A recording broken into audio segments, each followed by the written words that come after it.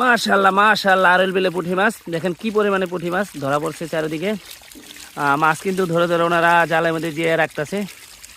এই দেখেন যতটুকু জানতে পারলাম যে সবচেয়ে বেশি পুঁটি মাছ ধরা পড়ছে এখন 2-3 দিনে। কয়দিন থাকবে কাকা এই মাছ ধরা? 10 কয়দিন হয়েছে ধরতেছেন? 15 দিন এই মাছ ধরা পড়বে, কিন্তু 5 দিন অলরেডি হয়ে গেছে। তবে এই বছর মাছের সাইজটা মানে একটু ছোট দেখা যাচ্ছে।